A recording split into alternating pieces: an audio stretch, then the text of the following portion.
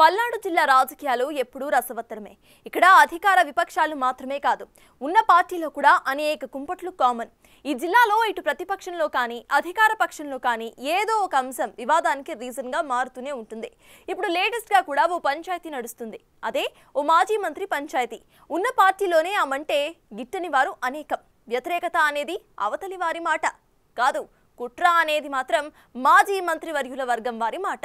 అసలింతకీ ఈ ఇలాఖాలో ఏం జరుగుతోంది? దీనంతటికీ కారణం ఏంటి?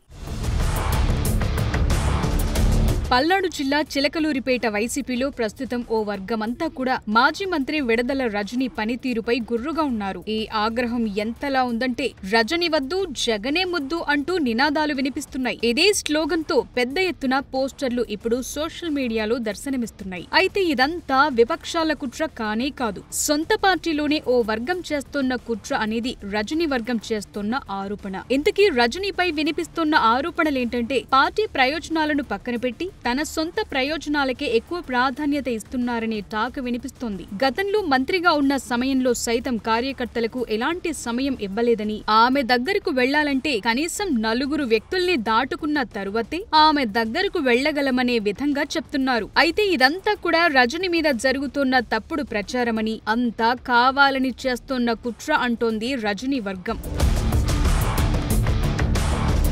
విడదల రజనీ వైసీపీలోకి రావటాన్ని కొందరు వ్యతిరేకించారు. ఇక పార్టీ తరపున మొదటిసారి చిలకలూరిపేటలో పోటీ చేసిన సమయంలో కూడా పార్టీలో కొందరు ఆమె పోటీ చేయటాన్ని వ్యతిరేకించారు. అయితే ఆ సమయంలో పార్టీకి ఉన్నటువంటి పరిస్థితుల్లో విడదల రజనీకి సీట్నివ్వటం, ఆమెకి మద్దతివ్వాలంటూ పార్టీ అధిష్టానం నుంచి స్థానిక నేతలందరికీ ఆదేశాలు అందటంతో పరిస్థితులు మారాయి. 2019 ఎన్నికల్లో విజయం సాధించి చిలకలూరిపేట నియోజకవర్గం నుంచి ఎమ్మెల్యేగా ఎన్నికైన విడదల రజనీ తరువాత అనతి కాలంలోనే మంత్రి పదవిని దక్కించుకున్నారు. అయితే ఇదంతా కూడా ఆమెకు ఆనందాన్నిచ్చింది అనటంలో ఎలాంటి డౌట్ లేదు. కానీ పార్టీ కార్యకర్తల్లో అప్పట్లోనూ ఏదో అసంతృప్తి ఉందనే ప్రచారం గట్టిగానే జరిగింది. జరిగిన ప్రచారానికి అనుగుణంగా 2024 ఎన్నికల్లో చిలకలూరిపేట నుంచి కాకుండా విడదల రజనీని గుంటూరు నుంచి పోటీలోకి దింపారు. ఈ చర్యతో కార్యకర్తల్లో అసంతృప్తి ఉందనే ప్రచారం కేవలం ప్రచారం మాత్రమే కాదని తేలిపోయింది.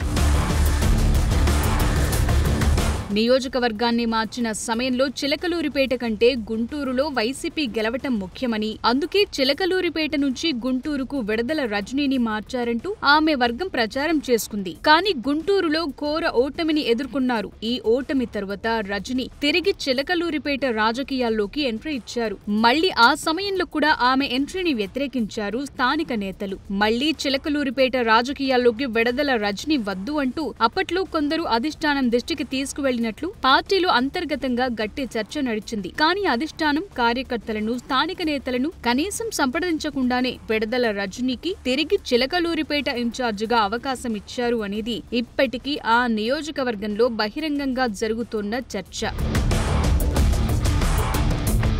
గత కొద్ది రోజులుగా చిలకలూరిపేట రాజకీయాల్లో యాక్టివ్ గా ముందుకెళుతోన్న విడదల రజనీకి ప్రస్తుతం సొంత పార్టీలో ఉన్నటువంటి అనేక మంది నేతల నుంచి మళ్లీ వ్యతిరేకత కనిపిస్తోన్న పరిస్థితులు. విడదల రజనీని ప్రస్తుతం వ్యతిరేకిస్తున్న నేతలంతా కూడా చెప్తున్న అంశం ఒక్కటే, గతంలో ఎలాంటి పరిస్థితులు ఉన్నాయో ఇప్పుడు అలాంటి పరిస్థితులు ఎదురవుతున్నాయంటున్నారు. కార్యకర్తలను కలవాల్సిన అవసరం లేదనే విధంగా ఆమె వ్యవహార శైలి ఉందని, ఇప్పటికీ రజనీతో పార్టీకి సంబంధించిన అంశాలను చర్చించే అవకాశం దొరకటం లేదంటున్నారు. అంతేకాదు, ఒకవేళ రజనీని కలవాలంటే గతంలో మంత్రిగా ఉన్నప్పుడు ఎలాగైతే పిఏలను కలిసి అపాయింట్మెంట్ తీసుకోవటం, వారికి ముందే విషయం చెప్పటం, ఆ తరువాత మరో వ్యక్తిని కలవటం, వారు ఓకే అంటేనే రజనీని కలిసే అవకాశం ఉండేది. ఇప్పుడు అధికారంలో లేకపోయినా, మంత్రి పదవి లేకపోయినా పరిస్థితులు మాత్రం ఏం మారలేదని ఆరోపిస్తున్నారు కొందరు వైసీపీ నేతలు.